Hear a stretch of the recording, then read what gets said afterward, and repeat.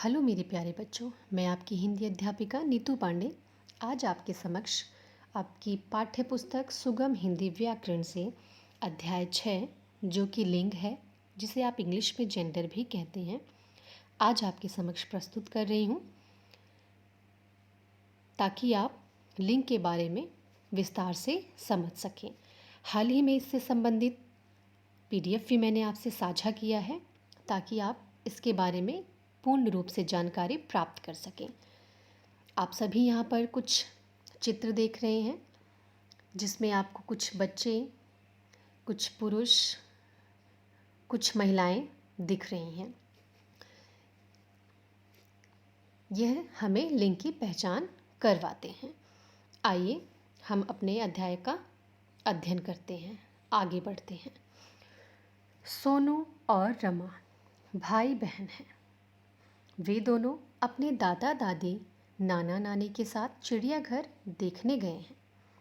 वहाँ उन्होंने शेरनी को देखा।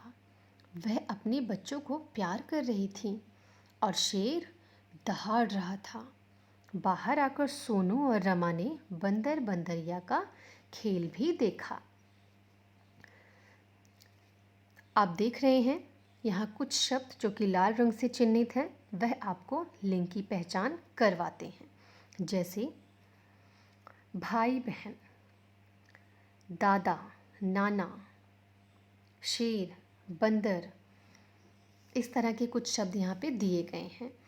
अब इन शब्दों में कौन सा शब्द पुल्लिंग है और कौन सा शब्द स्त्रीलिंग है, आइए हम उसके बारे में जानते हैं।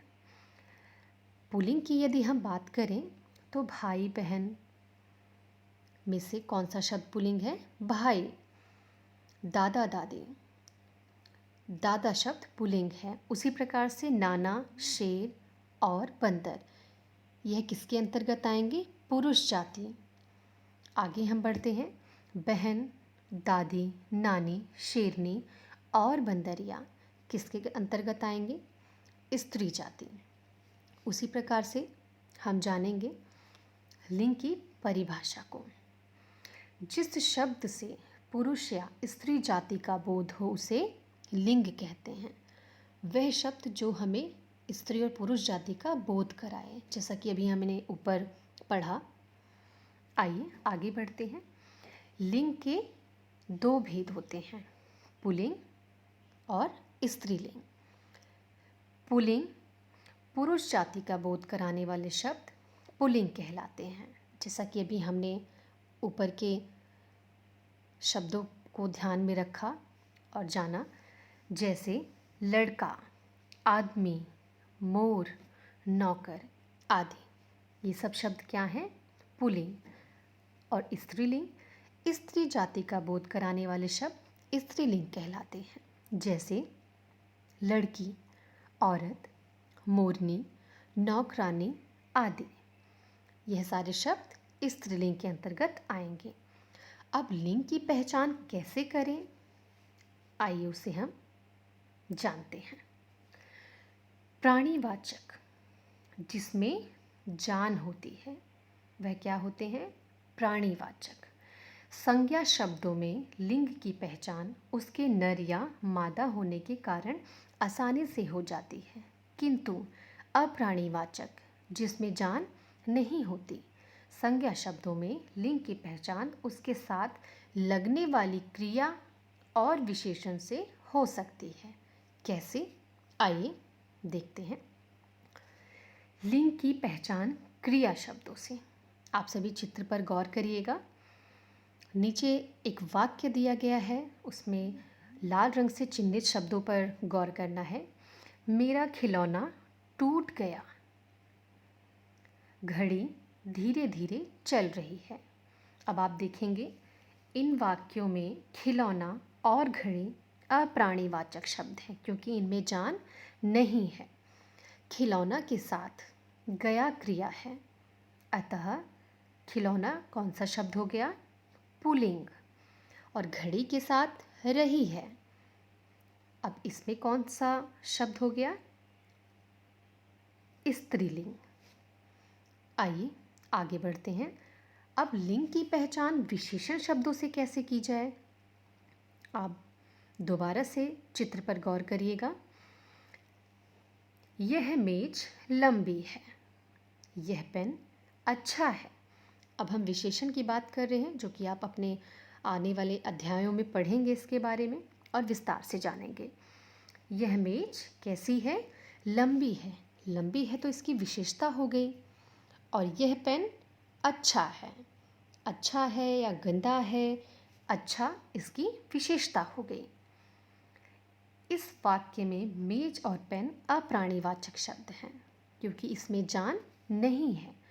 मेज के लिए लंबी शब्द आया है, यानी मेज स्त्रीलिंग है, और पेन के लिए अच्छा शब्द आया है, यानी पेन पुल्लिंग है। आगे हम बढ़ते हैं। कुछ शब्द ऐसे होते हैं जो कि सदैव स्त्रीलिंग और पुल्लिंग होते हैं। कैसे? उसके बारे में हम जानते हैं। हमेशा पुल्लिंग वाले शब्द हम गौर करेंगे। दूध, पेन, ताला, पहाड़, जापान, भारत, नाला, झरना, आम, पेड़, गुस्सा, फूल, बगीचा, सोना आदि। यह कुछ शब्द सदैव पुल्लिंग हैं। यदि आपको पुल्लिंग और स्त्रीलिंग की पहचान करनी है तो आप इन शब्दों में से एक शब्द को लीजिए। जैसे पहाड़, आपने पहाड़ शब्द लिया। आप पहाड़ शब्द से एक वाक्य बनाएं। आपको अपने प्रश्न का उत्तर स्वयं मिल जाएगा। जैसे यदि मैं कहूँ यह पहाड़ बहुत ऊंचा है, तो हमारा वाक्य ही प्रदर्शित कर रहा है कि यह शब्द पुल्लिंग है। यदि मैं कहूँ यह पहाड़ बहुत ऊंची है, तो यह वाक्य भी हमारा गलत है और अशुद्ध है। तो कुछ शब्द जो होते हैं सदैव पुल्लिंग होते हैं, उसी प्रकार से कुछ शब्द हमेशा स्त्रीलिंग होते हैं। जैसे तितली, लीची, लस्सी, दिल्ली, नदी, पुस्तिका, पेंसिल, मक्खी, गर्मी, सर्दी, कार, मेज आदि। ये सारे शब्द स्त्रीलिंग हैं। इसमें से भी आप एक शब्द उठाएं, जैसे लीची। अब आप लीची शब्द से एक वाक्य बनाएं। आपको अपने प्रश्न का उत्तर स्वयं मिल जाएगा। जैसे मैं वाक्य बनाती हूँ कि यह लीची बहुत मीठी है। यह वाक्य तो सटीक है। लीची बहुत मीठी है। वाक्य भी अशुद्ध नहीं है और सही है। यदि मैं कहूँ यह लीची बहुत मीठा है, वाक्य गलत हुआ और अशुद्ध भी है, क्योंकि यह लीची बहुत मीठा है, पर यह लीची बहुत मीठी है, तो क्या हुआ? स्त्रीलिंग। इस तरह से अपने उत्तर को पाने के लिए आप किसी भी शब्द को लीजिए और उससे एक वाक्य बनाएं।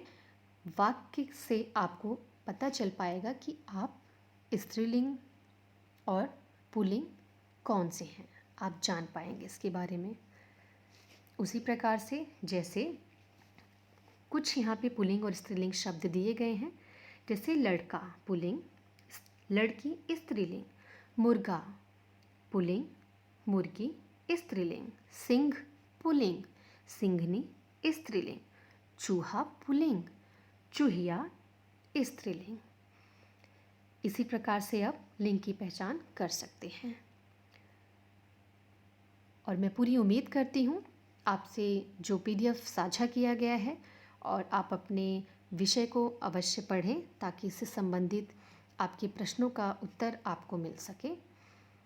और इसी के साथ अपने शब्द को मैं विराम देती हूँ। आशा करती हूँ आप स्वस्थ रहें और खुश रहें। धन्यवाद।